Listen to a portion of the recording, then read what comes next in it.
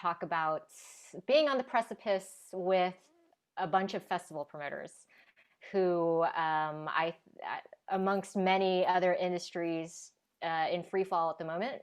I'm sure they're going to have something to tell us. First, I'd like the panelists each to introduce themselves and tell us a little bit about their event and their organization. To my right, Adam. Hi, I'm Adam Krefman. I work at Pitchfork. I'm based in Chicago. We have festivals here in Chicago, as well as Paris, Berlin, and some other kind of smaller events throughout the country and occasionally around the world. Frankie? Hi, I'm Frankie Decaiza Hutchinson. Usually based in Brooklyn, in Berlin today. I co-founded and run Dweller, which is a festival that platforms Black artists, which was a reaction to the industry pretty much failing Black artists, not booking them at their festivals. So we made our own. And it's in our second year. We actually did have a physical edition this year. And then the world went to shit like a month later. So, Enric? Oh, you're muted, actually. Hello, I'm Enric Palau. I'm co-founder and co-director of Sonar Festival in Barcelona and Sonar Plastic Congress. We do our festival for 26 years, and we've been doing like 50 events in nearly 20 countries, working with some of the people in the panel, like Chico in Brazil, and lately doing Mexico, Hong Kong, Athens, and Istanbul. Gosia? Hi, I'm Gosia. I'm the executive director of Unsound, and yeah, we're doing an online festival at the moment, which is trying to resemble what Unsound has been for the last 17 years.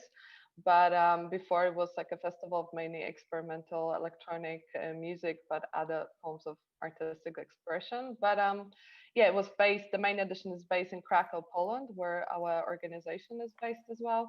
But we've done editions in New York, Toronto, London, Adelaide, and many other locations. And we're known for collaborating with different artists and organizations, and some of them being present here, such as Sonar or Nyege Nyege or Novas Frequências. But yeah, so yeah. Chico. Hi, I'm Chico Dub. I'm Novas Frequências creator and director. That's a festival in Rio, Brazil, born in 2011.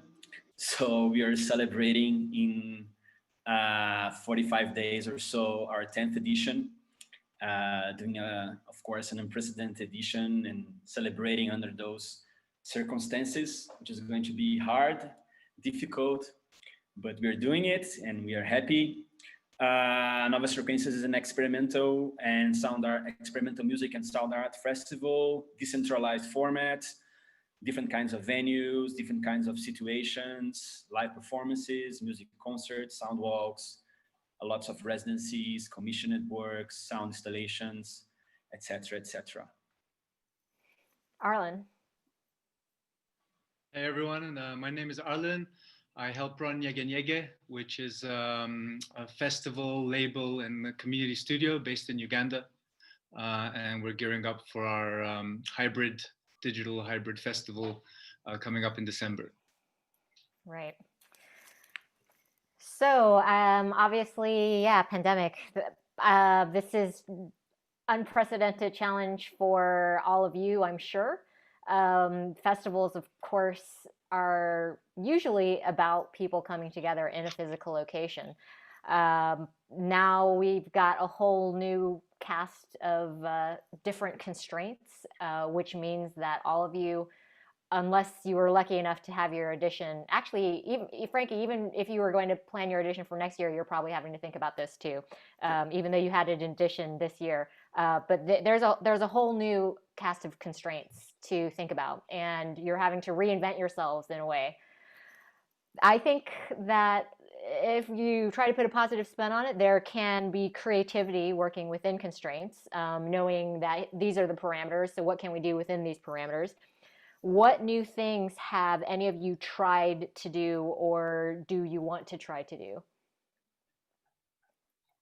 I will just say that Unsound are it's interesting to me that that Unsound is actually trying to bring some of the spirit of the festival online. For instance, the famous Unsound karaoke session.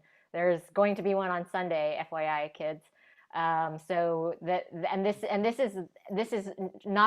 is clearly not a performance-based event. This is a community-based event, and yet you're bringing it together on Zoom. So I would think that an example.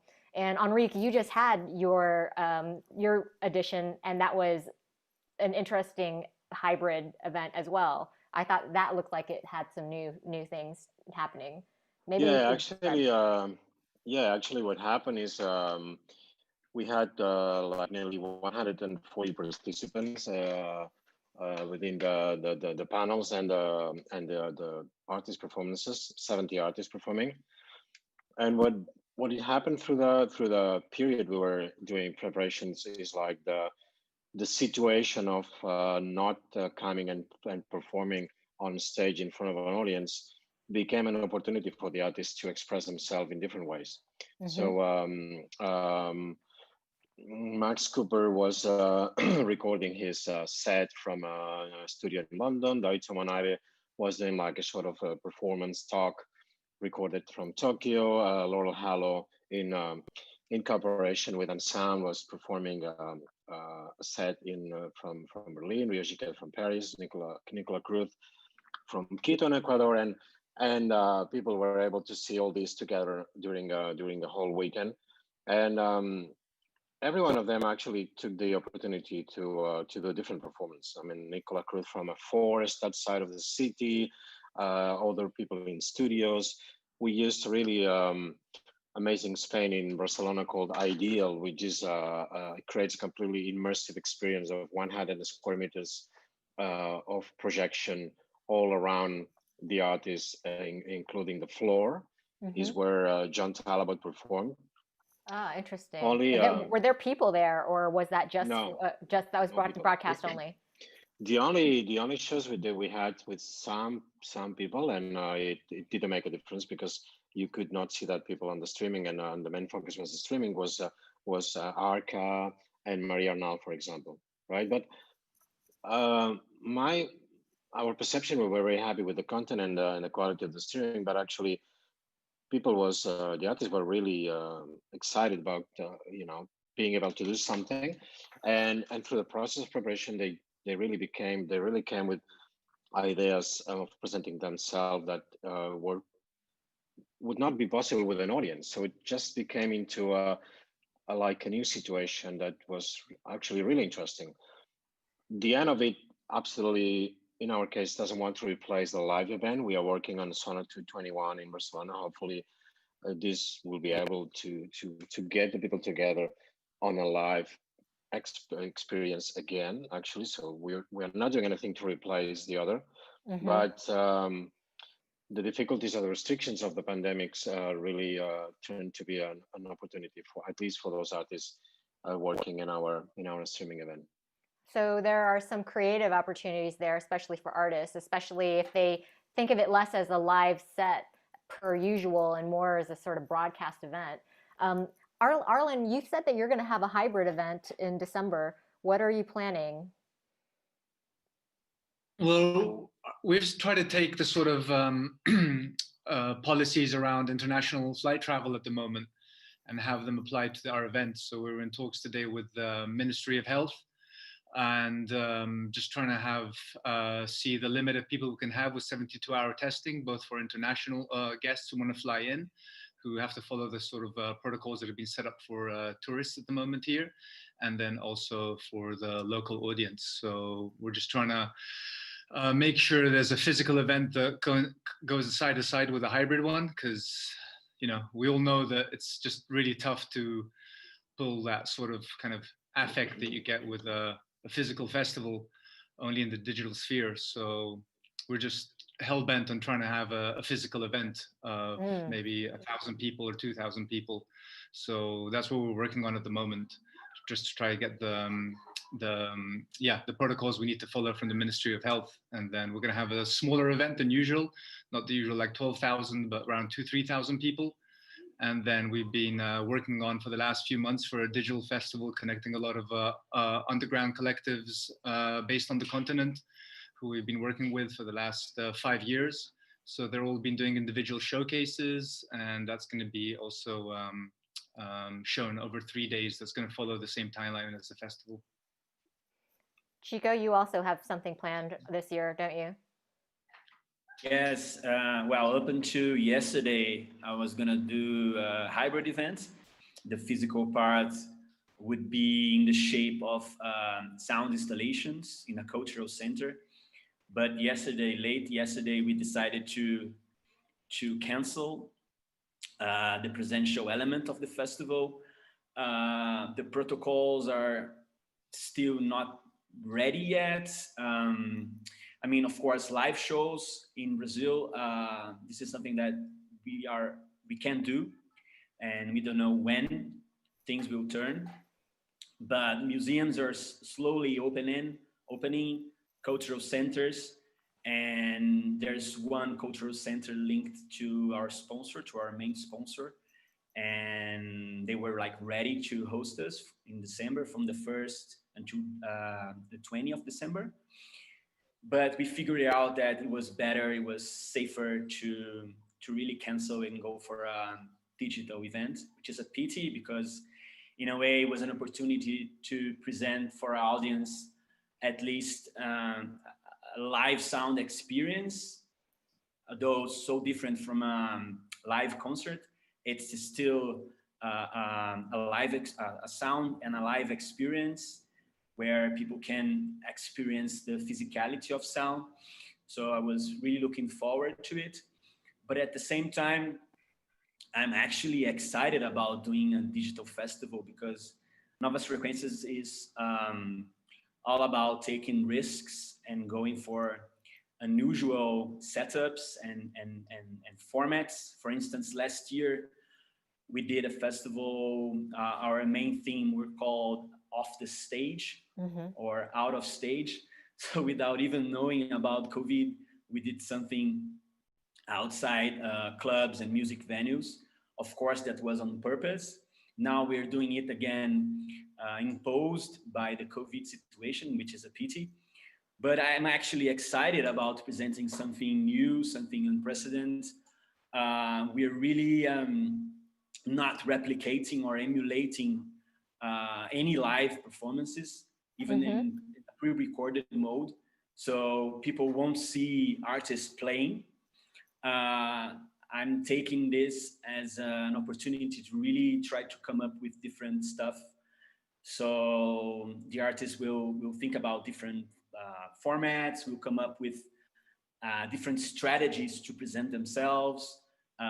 It's gonna be a lot of crossover between sound, music, with other art forms like literature, cinema. Interesting. And stuff like that. So can you give us any specific examples of any ideas that someone has had to present in a different way?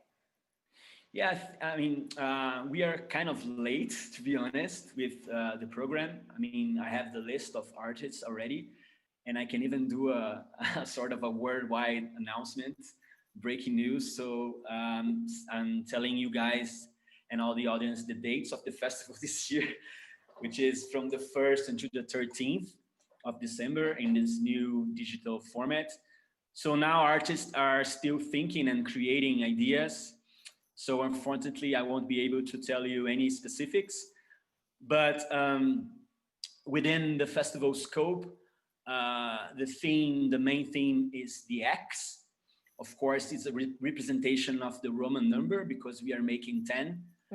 But more than the 10th edition itself, I think that X is the perfect representation of those uncertain times that we're living, of the unknown. It's also a very potent symbol with various meanings, and the artists are creating under those parameters, taking the X all the access, explanations, and meanings as guiding tools for creation. Right. But trying to answer you more concretely, a few of them are coming up with strategies of taking people out of their computers and going on the street and experiencing things on their own or with their family or with friends. Interesting. Almost like a guided sound walk with instructions and stuff like that. Oh, that's actually a really nice idea. And here we come into one of the good things about doing this festival or doing a festival in this manner is all your deadlines get pushed back because you're not having to book travel for anybody or things like this. But so Adam and Frankie, both of you your festivals are primarily in the United States, which is like kind of crazy. The COVID situation there is a bit crazy. So I don't know what you guys are you just sitting and waiting for news at this point, or actually have you started planning for next year? I'm definitely not at any planning stages at all. Like, I think the conversation, like from our perspective, being from Dweller and it being a Black perspective, has been way more challenging to think about what's coming next, because we've had to really face how, realistically we've been so left out of this industry. So it's a completely new reframing for us. Mm-hmm. And I can obviously only speak for myself, but I can speak for my community too. So in terms of like planning ahead, it's kind of a completely different like thing. We kind of need a whole cultural reset, if I'm being perfectly honest. And I think that like True. there needs to be more like accountability and engagement with festivals, including people on this panel, like to kind of talk about these things, because it is a serious issue that I think it's quite easy to brush under the rug with like, we're planning a new thing, but it's like, okay, but like, have we even engaged with all the things that have happened in the last few months? There have been some really pressing like conversations and stuff. So for us, it's not like my festival in general isn't like a profitable thing. Like it's not, it's never been driven that way. Like we do it based on like, it's been free actually the last 2 years for the most part. So for us, it's not like a run to kind of like make money again and to be like this profitable entity. We're just trying to kind of make a mark and try and have people look and like re-educate themselves on like the foundations of the music that they're playing.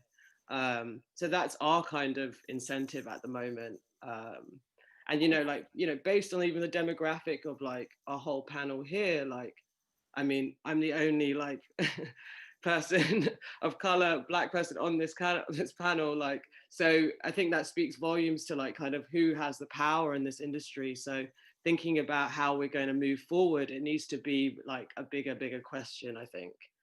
Not just in terms of like what event you're going to do next.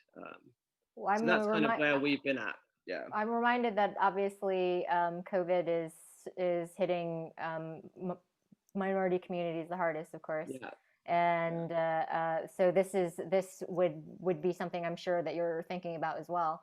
Absolutely. And in New York, and in America in general, there's been Black Lives Matter protests every single day for the last like 3 to 4 months. Like that's just been our lives. So it's hard to kind of like get on the same page with everybody else on this like question. It's just a lot more intense. Yeah. So I could see why. I guess Adam, I'm thinking that for you guys, it's a big scale event. You didn't have any events this year, I guess, as a result. We've done a few things, mostly online. We're a little bit different than the festivals represented on this panel in that we are attached to and primarily a media company. And so we were able to sort of, I guess, pivot a little bit to doing more work with some of our brand partners and advertisers. But it's been a much more piecemeal approach. We've done some live streams on Instagram, and we did like a kind of talk show format with some of our editors. We called it Listening Club. did a best of the festival live stream where we pulled in some of the best clips from over the years, because we have footage of almost every set for going back maybe a decade, which ended up being a very large licensing and video editing undertaking. So yeah, kind of had to learn a lot of new trades along the way, and work with some of our colleagues that we've never really had worked with before, or really had cause to work as deeply with as we have before. And then there was one IRL event that we did do that was kind of more stunty. We worked with Goose Island, our beer partner on the festival, to do we had Whitney, a band from Chicago, on a flatbed truck, and we drove around to patios around Chicago and played like one song and then left. So the idea being to play a song live and leave before it draws a crowd, which, sort of introduced a lot of different unique challenges, but largely I think worked. I mean, it sort of guerrilla performances. Yeah, exactly. So yeah, we've got a few other things planned. We did just announce another live stream that we're going to be doing with another beer partner that we work with in San Diego, and possibly some stuff around the end of the year. We'll see if that comes together. But it's nothing like a festival, really. It's really much closer to like video producing than it is to producing an event. Yeah, Gosia was talking about that as well. Yeah, I think this. Go ahead, Lisa. Oh no, I was just well, if you could repeat that, what you said about how it feels like. You said you feel like it's a TV studio now. Yeah, almost, but it's very like tiny TV studio with a team that's majorly like ready to organize events. So it's definitely a whole new level of challenges and skills we had to learn in a very quick time, with a lot of new new challenges and new ways of thinking about the festival. But like primarily, like when March, when the pandemic started and the lockdown started, we already made a decision very early on that we cannot risk having like even a hybrid festival at the time. I mean, organizing a festival on a regular basis comes with so many challenges. And for us, I mean, sometimes people think that Unsound is like this huge organization. It's a Polish not-for-profit, usually underfunded, in my opinion. And we try to do as much as we can within the structure that we have, but it's honestly like super small compared to what we usually dream of doing. And I think having that challenge of not being able to realize the festival as we've learned ourselves how to do it, we've taught ourselves how to do it. So so this is like a whole new level of challenge. But at the same time, we know that we work with so many creative people that are able to bring something important and interesting in a format that's kind of half, that's ready for this virtual reality. So so that was the thing that we've aimed to do, and that was like a great creative process, finding different interesting aspects we can weave into this new formula. But at the same time, what I think is the biggest challenge for this online format is like, we don't want to be a TV. We don't want to have like, big content producers. This is what we talked about earlier.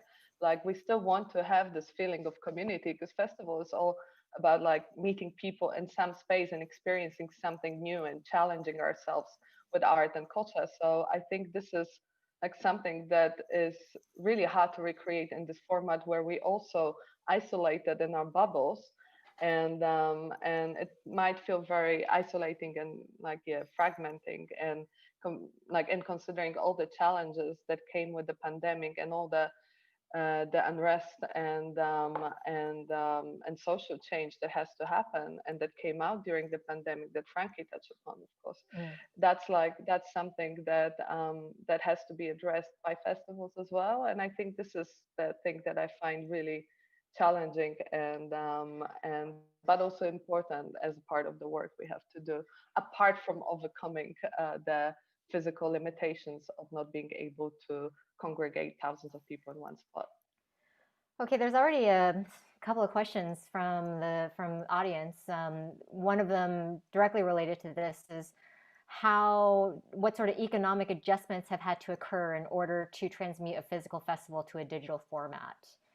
Enric, maybe you could address that first, since you guys have had your edition.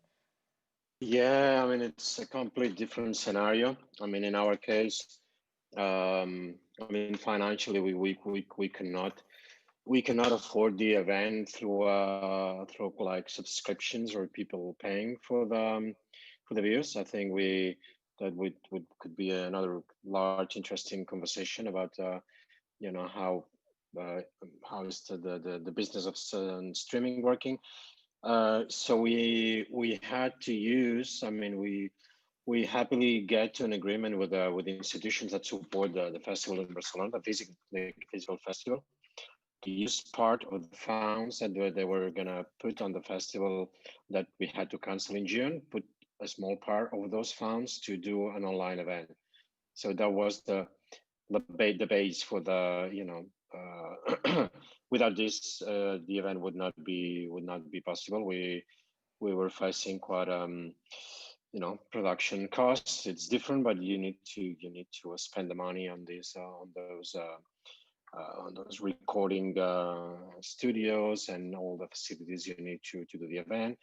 Of course, you need to pay a lineup on a different way. Even people was not traveling, most of them.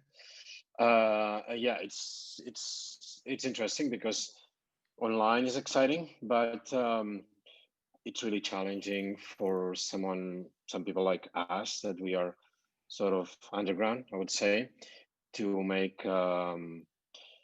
something possible out of just people paying through this the streaming, or using any of the existing platforms, either is YouTube or Vimeo. So it's great, interesting, but I think it's very challenging. I think maybe Adam has even more information about this, but it's been another story and quite challenging. Yeah.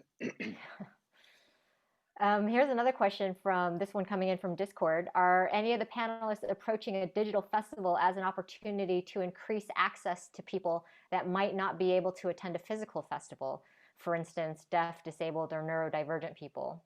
What has anybody tried or is hoping to put in place in that approach, and has anyone experienced anything positive from implementing these ideas? Is this something that people are thinking about? We've definitely been thinking about like finding ways of even subtitling or translating the live the discussions, but it just, in such a short time, it was like really hard to find the right tools to do it in a way that it would be coherent. But definitely what I've noticed, and that was also through the Unsound Lab program that we've done, and you were part of it, Lisa, as well. What's incredible about this online platform is that people from really, really distant and isolated locations can approach us and join the festival and be part of it. We've had members joining from Nepal, India, Brazil, and other places. And I think it will be really hard, also like physically, to come and visit, but also like for people with like limited mobility, physical mobility. I think this will be also an interesting way to joining the festival and and participating in it. So I think even if like we'll be able to go back to the regular format, I think the online versions of communicating with our audience will remain as a part of this. And I would love to especially like keep the workshop formats, all the interactive formats available for people who are not able to participate in that way. But also, finding better tools for people with limited like listening, hearing abilities, or other forms. Well, what kind of responsibility, where do you think your responsibility lies in terms of pandemic safety at your events? I mean, Arlen, you're talking about that you do want to have actual people. So So on the one hand, maybe the African continents have been a bit of an aberration in the sense that they've done a tremendous job in stopping corona from spreading. That's partly to do with the fact that there's less international linkages. It's more disconnected from the world, in the first place. So there's less exposure in that sense, but also a lot of African nations were some of the first to lock down very dramatically with a lot of safety measures very, very early on. So now we've seen a lot of countries start opening up because they have an internal pool of relatively COVID safe environment. And now it's just about regulating the international flow of people, which is 72 hours prior testing and and then testing before you leave and being monitored during your stay here. There's a lot more freedom to start events opening up sooner than probably other parts of the world. So we're seeing in Kenya relatively large events starting to happen, the same in Tanzania. So the idea is now to set up best practices that can just ensure that the events themselves have that kind of insulation from anyone who might be carrying them with them. The sooner I think we figure out within this environment how to hold it on events of a medium scale, the better, because it seems that this the virus is here to stay, at least all through 2021. And I think especially for the entertainment industry here, especially in East Africa, that's not really a luxury that artists have, especially given the zero state funding or support for artists, and also that whilst in some ways streams and music sales have gone up this year, have remained relatively stable, that income stream for a lot of artists here is, even for relatively big artists, is not really something that is substantial to their income. It's mainly from live shows. So we're just trying to figure out with all the artists we work with and we would engage with year on year, how we can ensure a sort of a safe, entertainment sort of section getting back up on its feet. And this question in from Discord, have any of you taken steps to ensure the continuity of employment and pay for your workers? The audience has asked some tough questions today, I'll tell you what. Anyone want to handle that? I mean, yeah, I think, of course, we run a company since minute one. The first month or 2 months, we were like watching what was happening, and after those 2 months, things were more clear that nothing would be possible, at least for our dates. The festival happens in June every year. And then we had to apply to the to government subsidies, to help of keeping the team salaries. I think this is common in other countries. In the case of Spain, our concern is like Spain has been quite late on taking decisions, so situation was a bit up in the air for too long. Other countries were, I think, more quick and efficient on taking decisions. But yeah, of course, we are still on the same situation, trying to keep our team with so means finding the way to those salaries to be paid during the pandemic. Yeah, there's a lot of reliance on government support for this sort of question in every industry, by the way, I would suggest, although obviously some of us are lucky enough to live in countries that provide that, and quite a lot of people aren't.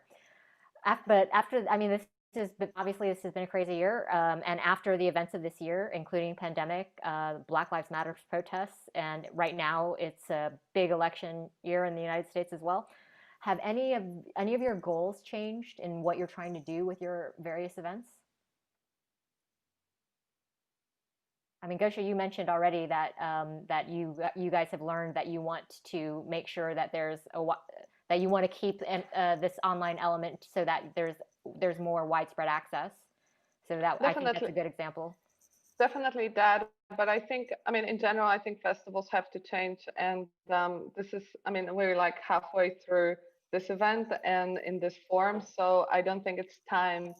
I've had time yet to even like have contemplate more about what's happening and like how will it lead us into the future.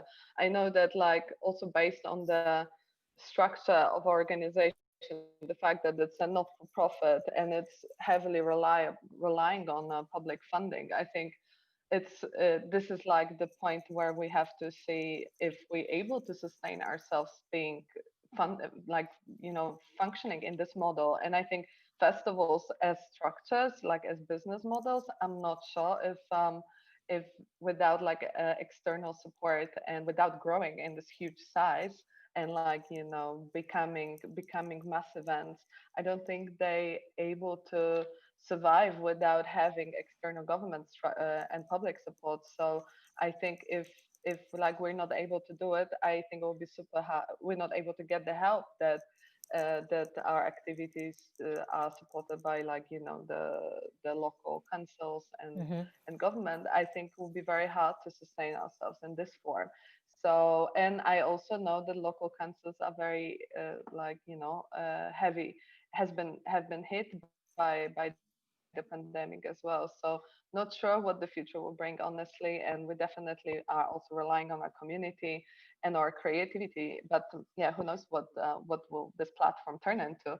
Because it's also like a creative exercise. And I feel that apart from developing the festival as an event, I find that myself and most of the team will find very fulfilling to work on like creative artistic projects. And I think maybe in some form will turn more into that rather than just this event form, which is really heavily dependent on mobility, international flights, access to that. So I think all of those things will be changed, and this pandemic is showing us that the model that we were like functioning in is not really sustainable. So yeah. So you're already thinking about how this is going to affect budgets for next year, which maybe is a different concern for an event like Pitchfork, perhaps, Adam, because you already mentioned like a couple of brand partnerships, and being based in America, I'm sure that you've got a lot less institutional support. I'm guessing that this means that you're having to think more about these sorts of questions. Yeah, definitely. I mean, I think the most challenging part about trying to plan for a festival the size of our Chicago festival is you don't really have the option of like sitting and waiting, like kind of waiting to see what happens. Like we kind of already have to start planning, but we also have to plan for the possibility that it goes away again. And how we structure this whole business. And someone brought up, what are you doing for employees or people who work for the festival part-time or anything, that's kind of the first concern, is how we can bring this thing back to get people working again. Well, I don't know, maybe there's a lot of first concerns. Another first concern would be the safety of the people, the artists, all their teams. And so I mean, it's sort of making a lot of hypothetical plans and trying to narrow them down to sort of the 2 or 3 routes that the next year could go, and how the hell you budget for something like that, and and how you can even have a budget if you can't have the number of attendees that you used to have. Oh, it doesn't work. I mean, you can't, that's the whole thing. I mean, we can't do the festival if we can't have full capacity. It's like, and I think it would probably be the same with everyone on this call who has large outdoor festivals. It just doesn't work. I mean, sometimes it doesn't work when you do have full capacity. So it's, it's a huge challenge. In our case, just would like to mention one experience that is going to happen soon in Barcelona. I think basically the problem, if things keep this way, there's already hundreds of thousands people have lost their jobs in the live music all around the world. If this continue, it's going to get even more dramatic. So I cannot even think about a second season with no live events. So it's absolutely dramatic.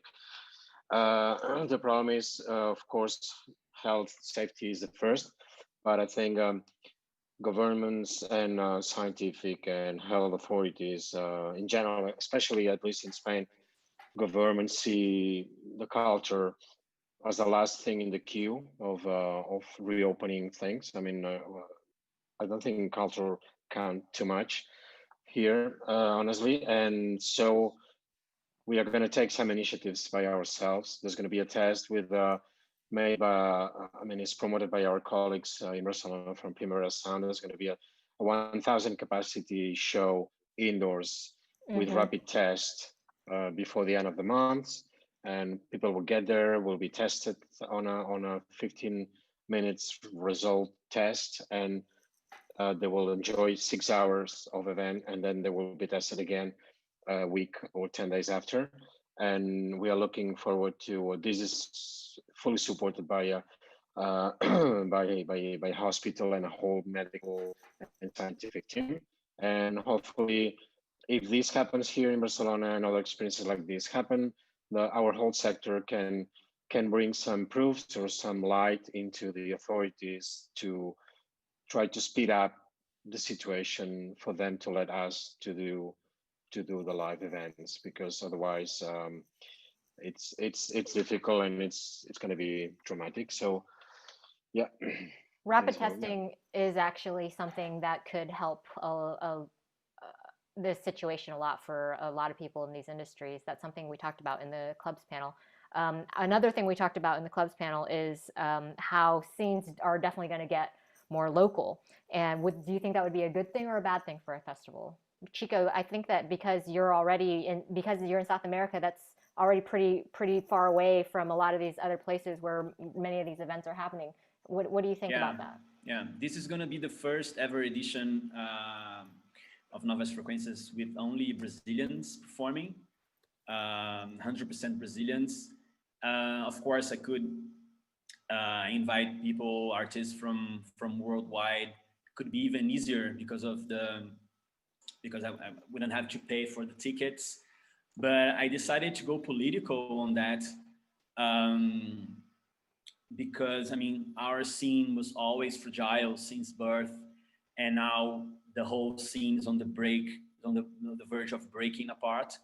And in most places, it's already broke. So I decided to use the few money that I have to pay fees for local artists and in a way supporting them.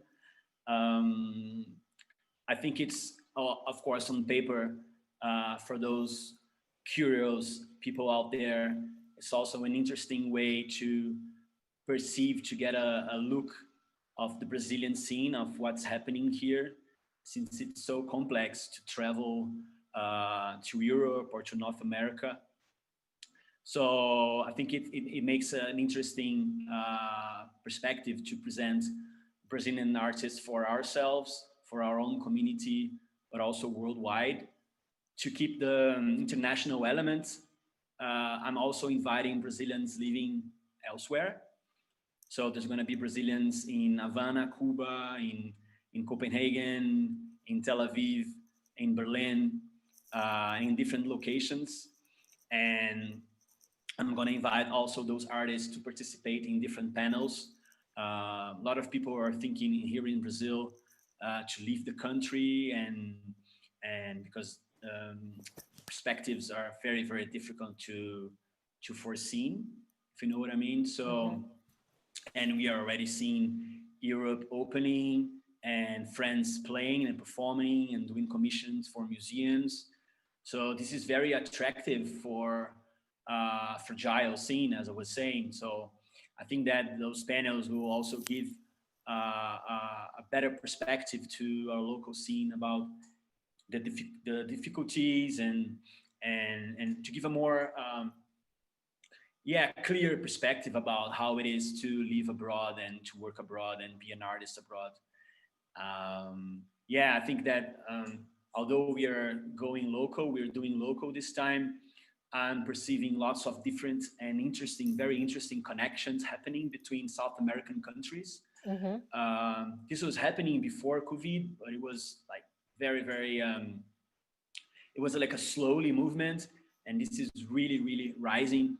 And like from a couple of months until now, there's like 10 dozen different platforms and initiatives. So I think that in the very near future, we're going to see much more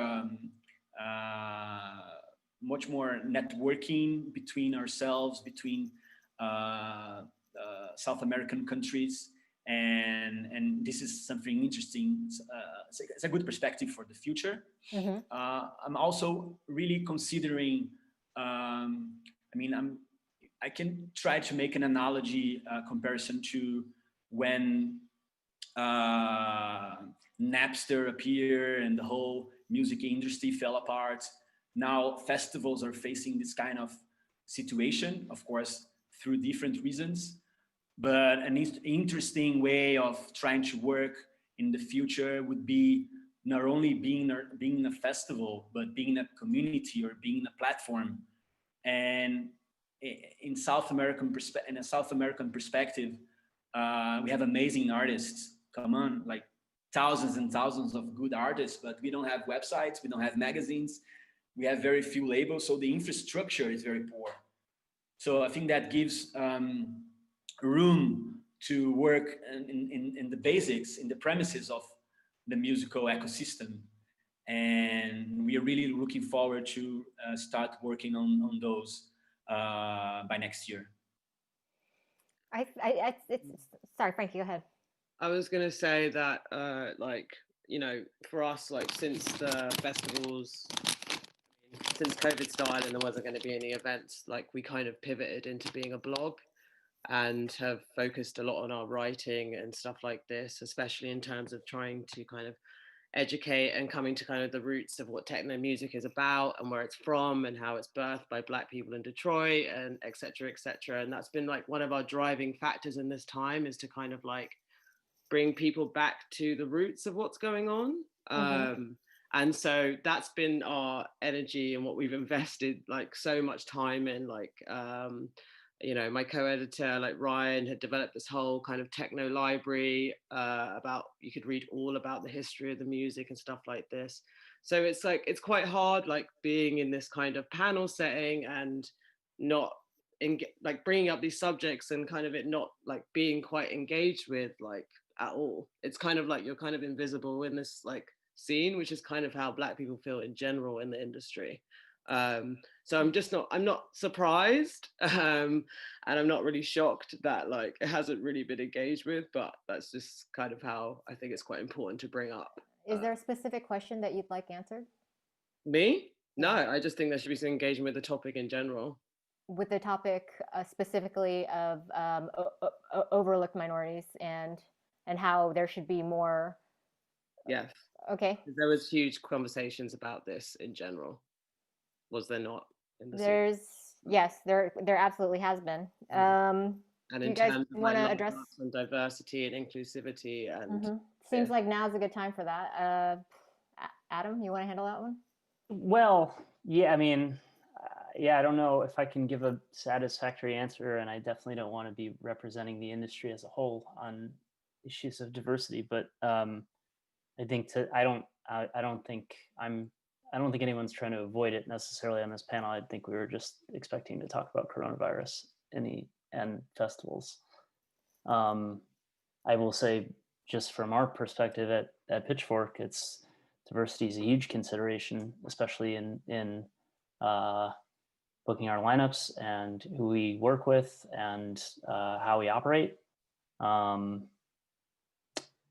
But yeah, I don't know. I guess Frankie, if you had thoughts on where you wanted to take the conversation, I think. No, it's okay. I just want to say this.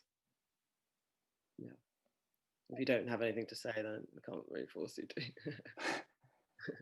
Maybe it'd probably be easier if there was a specific question that could be answered as opposed to, I think that in some cases also Adam's probably not the curator. So if we're speaking specifically about artists that appear on a lineup, maybe he's not the person to speak with.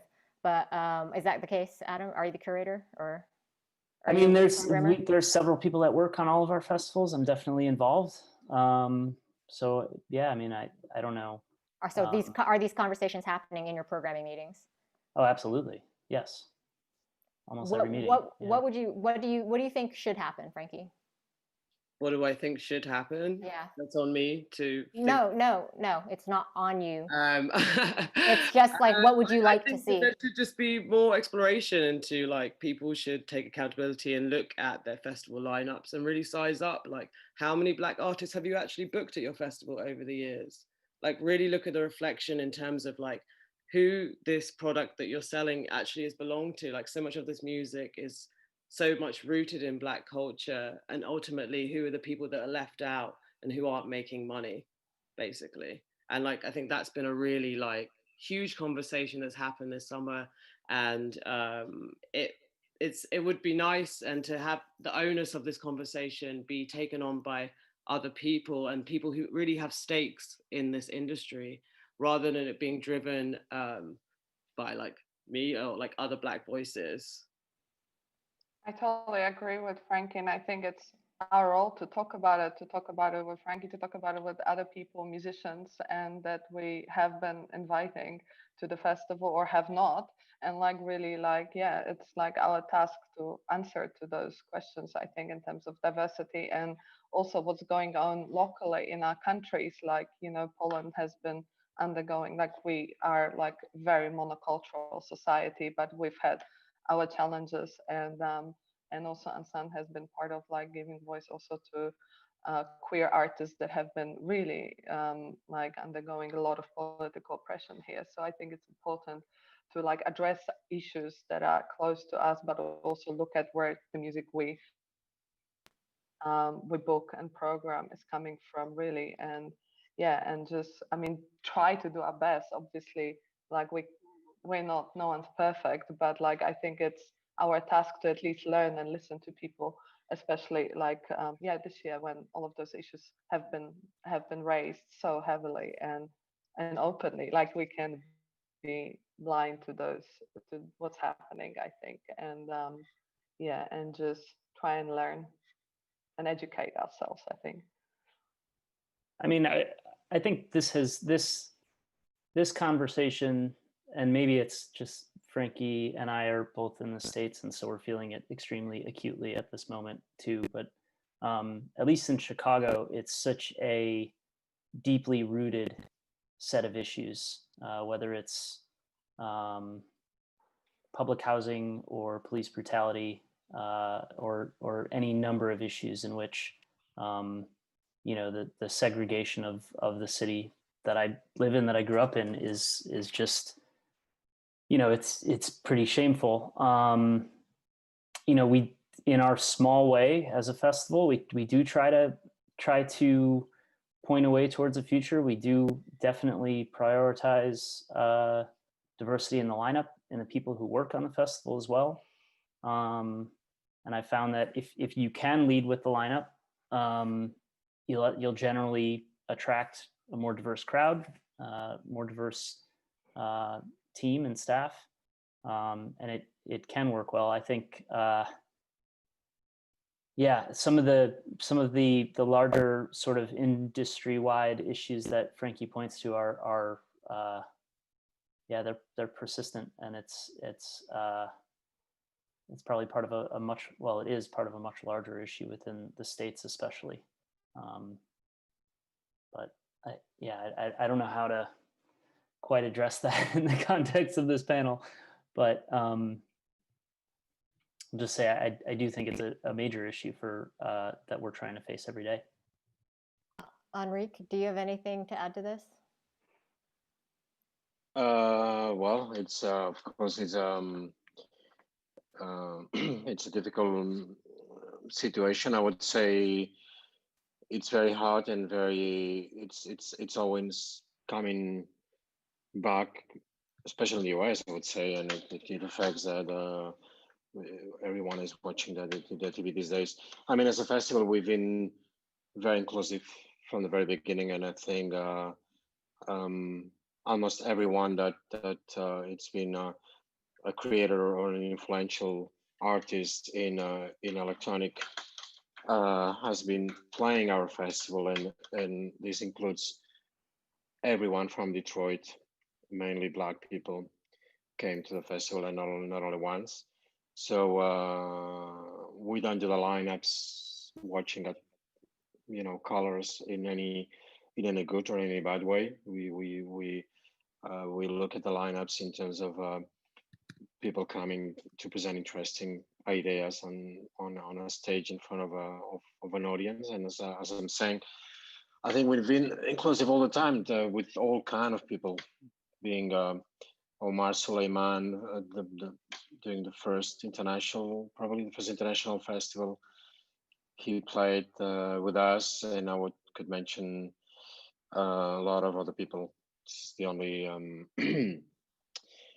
it's the only thing I can say, and I feel quite comfortable working on an inclusive festival since a long time, and this is the way we work.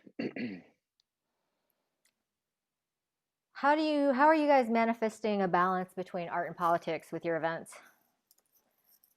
I mean, Arlen, you guys are in a tricky situation in Uganda. I mean, your festival has literally been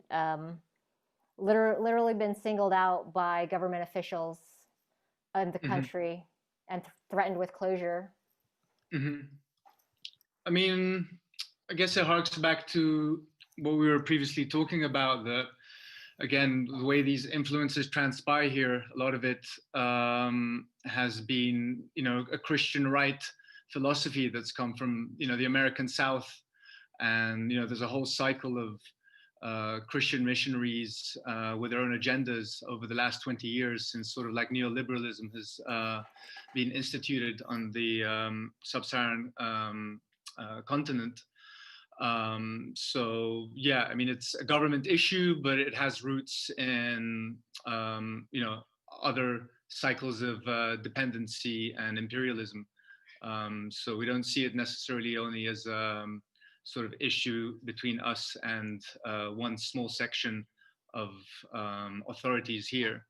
And I guess in the wider picture, that there's still a sort of quasi-racist visa regime for most of the Occident, that getting African artists too is a struggle that any booking agents working here on the continent have to face. But I think there's been probably excessive news about that, and there's also a whole other side. The continent is an extremely young one, with a lot of ideas, a lot of energy, and I think the increasing sort of like events that are exploring like a wider array of territories and music and subcultures here on the continent are growing massively in popularity, and there's a great need for that. So we're riding on that wave, and that's what's kind of fueling a lot of what we and other independent promoters here on the continent do. What about Chico? How about you? I'm assuming that that the people that are interested in what you guys are doing are possibly not so happy about what's happening in the higher echelons of government in Brazil, and possibly maybe suffering as a result of that. Yeah, like this is a little bit naive to say, or in a way a cliche, but art won't die. Not with COVID, or not with Bolsonaro or any other president, or any other shitty president that takes over the country. But of course, art and politics are interlinked. You can really see the timeline of this decade from 2011 to 2020. You could see the rise and the boom of our culture in terms of investment, public, private. And then by 2016, it got slowly going down, and now it's like falling apart. Very, very little investment on culture, even under these new circumstances. The financial help is bollocks, is ridiculous, it's like nothing. Now they're giving billions to culture, but it's so much done in a wrong way, almost like doing a kind of a smart way, so we cannot be able to get the money, if you know what I mean. A lot of bureaucracy and very little time to apply, and super badly done. They're obliging us to do events in a 3-month time. And to do events in a 3-month time, and to do it presential. But come on, things are not open. So you know what I mean? It really doesn't make any sense. So now there's part of the promoters and people working with ours. They are trying to break or to take this open call out of circulation and to try to rebuild the rules. But one of the key issues, one of the key points of this open call is that the payments needs to be done until the end of the year. So it's super messy. It will end on October 19th, and we still even don't know if this open call will succeed or not. So the whole community is like, oh my God, what should we do? It's very little money, but it's a lot, and that will also like decentralize culture in the major cities, in the capitals. So in a way, it's a good thing. Of course, it's investment on culture, but the way it's being done, it seems like it's done on purpose. So people will have to not apply, or abandon the application, and the money will get back to the federal government in Brasilia, in the capital. Yeah, I also meant in terms of when you put on an edition, is the sort of the political climate you're operating in something that you're conscious is that you're thinking about and that you're addressing in actually like the program and like literally the program.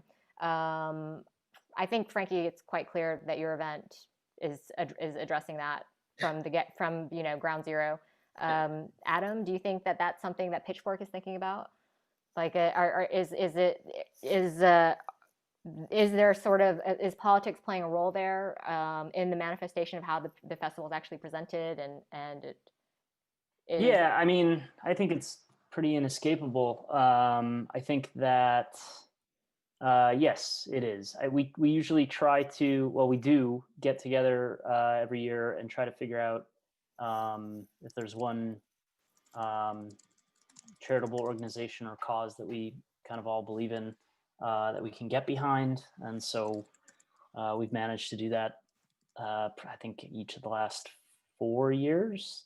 One year we did a campaign with Every Town for Gun Safety, which is an organization focused on gun control, especially in urban areas. And we kind of took part in their campaign. It was called Wear Orange. I don't want to go through the whole backstory of what that's all about, but we raised money for them as well.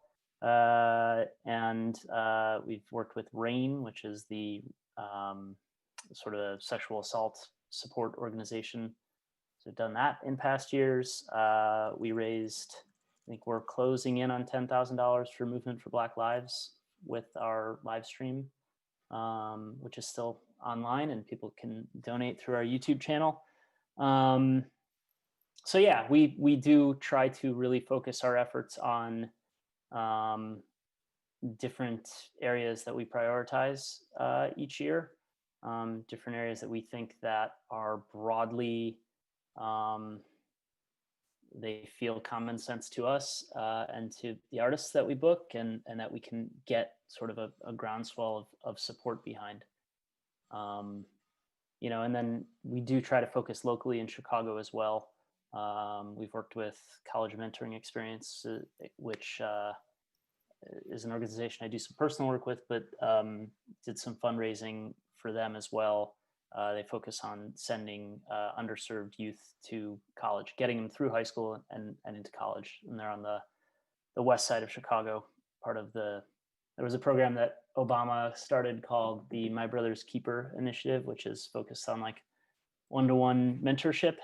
And so they were kind of part of that initiative, and our festival's on the west side of Chicago. So we worked with them and raised a lot of money for them, and put them, give them space at the festival as well to try to find new volunteers, new mentors. So we try to kind of put that forward and make that part of our programming every year. You know, again, being in Chicago, it's in front of your face every day. And so we try to really just hone in on one big thing we can do every year to really put all of our weight behind it. This question in from Discord, what, in your opinion, is the most effective ways to support your local music communities in pandemic and when it's finally going to be gone? And how to combine international cooperation with activities for the benefit of local communities so that the latter feel supported? Frankie, maybe you want to address this one. I feel like this is a concern for you. Yeah. Anyway. I mean, with our festival, like in general, like I said, we don't really have like big budgets. So it was always quite locally focused. The first and the second year, we always just like drove to support those around us. I think like facing the pandemic, I mean, in America in general, it's just been really, really tough for artists to find a way to survive. There is just no support. And to be honest, like I can't really speak quite positively because New York City specifically, like, I mean, establishments are really dying. There isn't really the infrastructure anymore to support the amount of artists that there are. And I know that like a lot of producers and stuff have used Bandcamp has been a really amazing tool of support at the moment for a lot of artists, like the Bandcamp days and stuff like this. In New York specifically, like the government support, you know, was for a few months, and like Trump sent out one check and called it a day. So we don't really have many methods. It seems that like GoFundMe's have been like a big thing that's, you know, have been trying to sustaining people too. Honestly, a lot of mutual aid and crowdsourcing is really like where it's been at. And I think that's been almost like one of the more beautiful elements of this time, is that like everyone's had to like kind of look at each other more and depend on each other in a way that they haven't before. It's gone from being a really kind of individualistic like industry to like, wait, actually, like we do actually need each other to survive like through this. Which I think has been a really, really, really powerful like learning curve of all of this, and is why I even bring up all of these issues, because I think it is like, it does ultimately make everything so much stronger that we're doing. And you know, thinking about another edition of Dweller, like I feel really excited about it, and I feel excited about going into it in a time when it's like safer and we're able to do this kind of thing. So yeah. I agree that this pandemic has made me, on a personal level, think a lot about who is my community, who is my scene, like who are the people that I want to support, who are the people that I want to see make it through this, and what does scene mean in the context of a festival? Me? Oh God. Well, for any of you, Everything. Yeah. Right. But maybe like be more specific. Like Novas Frequências wouldn't be the festival it is. We wouldn't be making 10 years if it weren't by the scene. Music venues, other festivals, promoters, booking agents. It's not a single effort. It's part of the whole scene, and we are helping each other. We are looking at each other, and if I'm doing good, others will always also do good.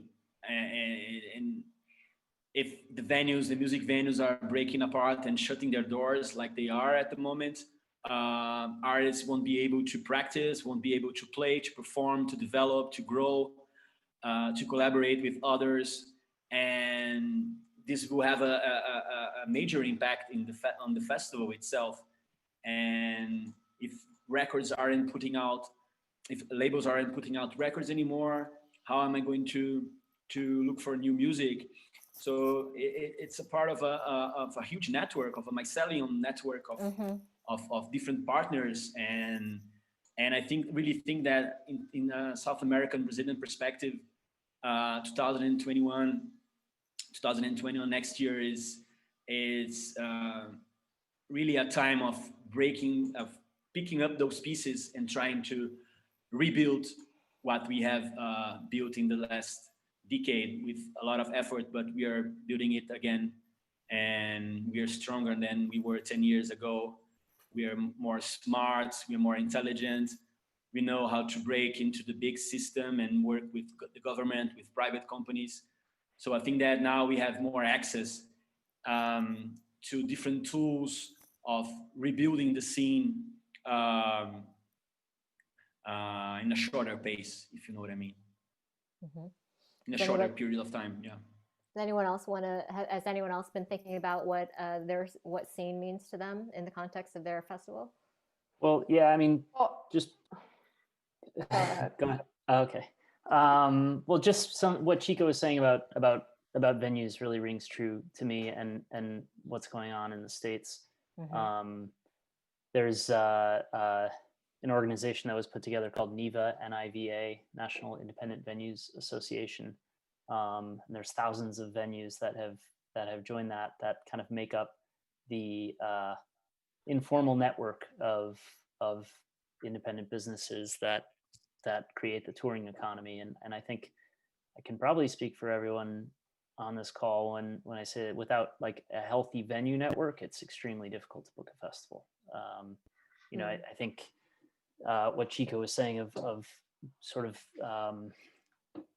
being able to support artists as they grow is crucial, as well as just the simple fact of traveling from city to city and having a show to play in each of those places. So the scene that I maybe thought of that we were within in Chicago, I think it sort of has maybe revealed itself to be a lot wider and more interconnected than I really even thought before.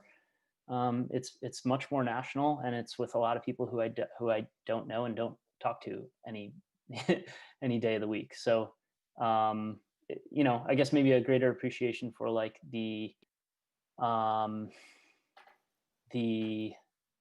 economy and the network that we were within, and then probably a need to rethink how the hell that whole thing works, and how it can change for the better coming out of this.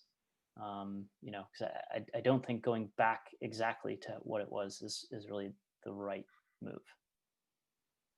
Gosia, what were you going to say? Yeah, I mean, I was just thinking like that, as a festival, we happen once a year and we don't do regular events. So like we don't like often like engage purely with like with the scene locally. We used to have a venue for half a year, and that was the toughest year of my life, just trying to run it and sustain it. It was like absolutely terrifying experience. I mean, it was great, but also, yeah, I just feel like this network, the infrastructure to present the local talent is like so fragile. It was fragile before the pandemic here in Poland, in Krakow, but especially Krakow is like a different story. It's a city based on tourists, so I think there was like not enough space for local scene to flourish. There is a local scene, and there's a lot of amazing artists and people that want to do stuff, but I feel like there is not enough space like to present all this talent, and our festival obviously can't fulfill that need. And I feel like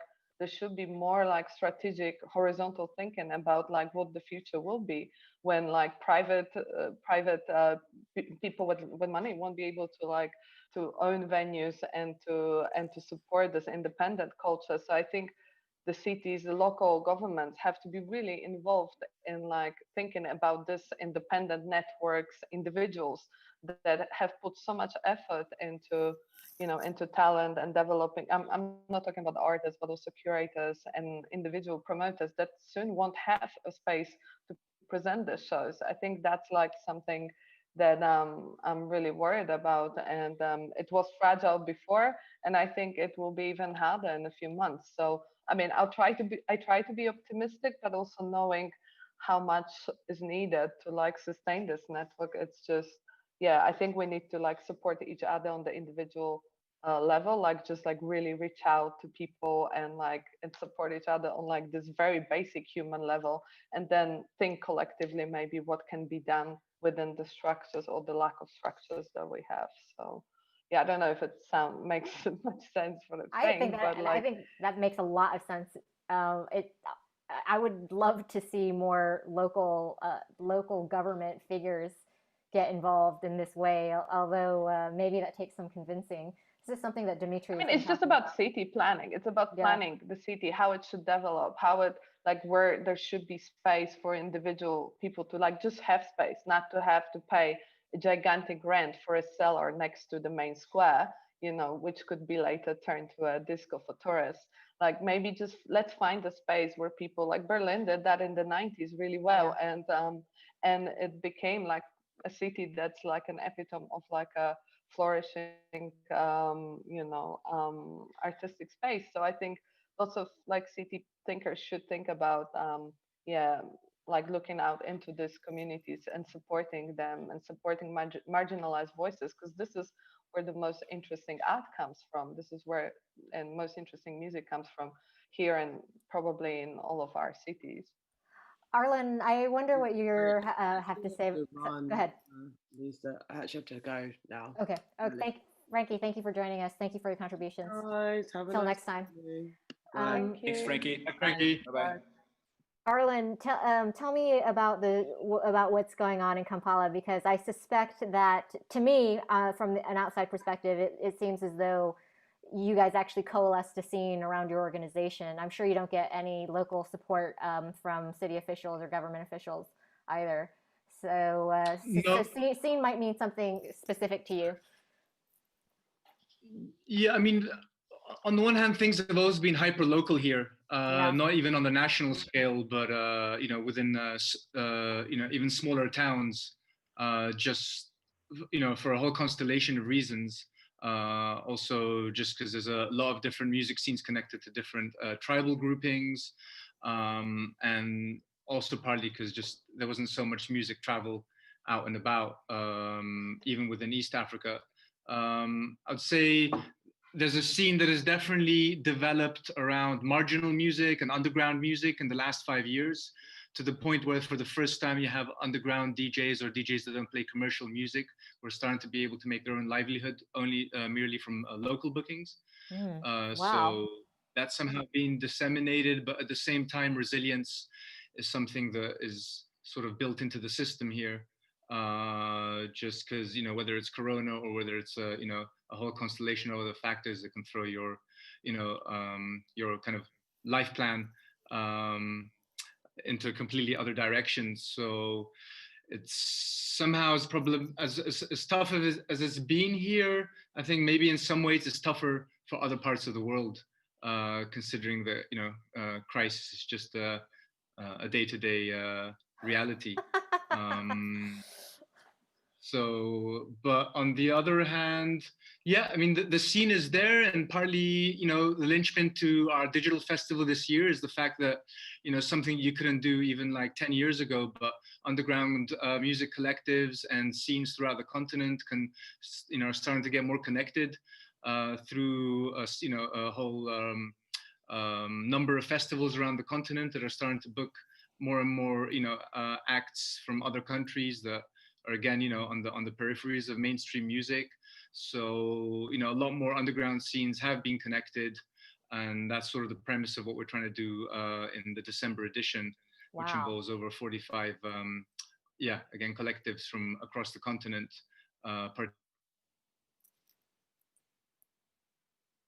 Okay, Arlen's frozen up, but it sounds like he's describing a catalytic effect there from Nyege Nyege, which is pretty exciting, I have to say. We actually don't have loads of time left. I do want to point out a comment made from Ruth Saxby. Hey, Ruth, to everybody. She says, I really appreciate the work that Dweller and Unsound have been doing in creating space for education and discussion. And I wonder if there should be more cross-border conversations about what a festival could be in the future, regardless if they're online or in real life. Around the world, governments betray and persecute their citizens. If festival owners truly believe that music is a uniting force, then I do think that they have a responsibility to rethink what a festival could be beyond just booking artists. Hope these conversations continue. Thought that was a relevant comment, although there's not really a question. This is a question. I think there's not a couple of not so easy questions coming up from Discord. In terms of things will never be the same for the festival industry, what negative aspects are the panelists projecting post-COVID vaccination? I hope this is going to be wrong. I hope we will get back to some sort of normality soon. I mean, there's this one thing to see what is happening. We've been supporting our local scene, especially in this online edition, doing like half of the artists were from Barcelona. Artists are suffering in Barcelona of not having gigs and not having any other income. There's a great scene, so we support them every year. But then just watching the people I have in front of me in the panel, I can think that me not traveling to any of those places, not being able to travel to Brazil and meet Chico and Marcos and all the friends we did there working together.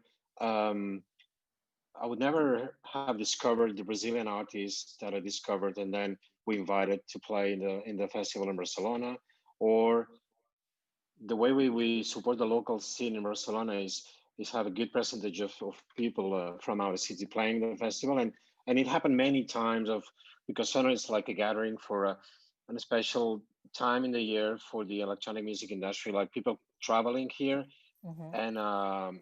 and someone playing from Barcelona being discovered by a label from Berlin or from London or whatever, or from an agent and being signed. And so it's festivals can be like a great platform, and the fact of people traveling and being able to go to other places and discover other people and meet other people, it's amazing. It's been very good for all of us, I think, the way people met and started creating new things. I mean, there was through festivals, artists started to work together in new projects, or as I'm saying, people were discovered by other people in all senses. So hopefully, I'm just trying to be positive, or at least to not give up so easy on the term of, okay, we can just survive not traveling.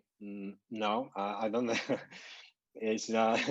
I think it's good for people to move and go somewhere else and discover things physically. So hopefully we will get back to that situation soon.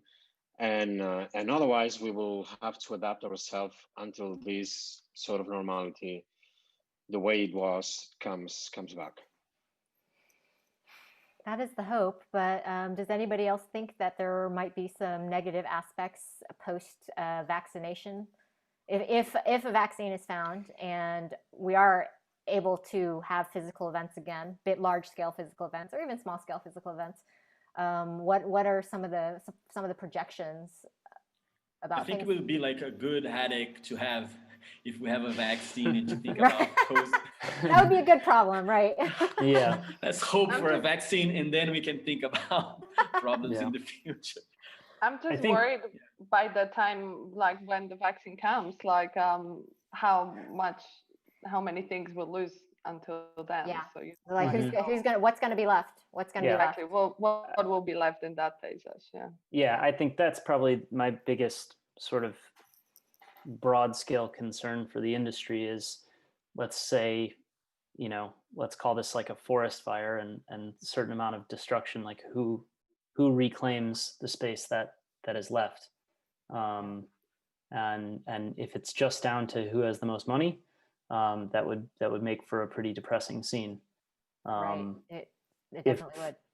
If we can, I think keep up some of the transparency that has evolved during coronavirus and some of the sort of more collaborative spirit that's happened during all the cancellations and now all the replanning, then I think there's some hope for a healthier, more sort of diverse pool of people involved in the music scene.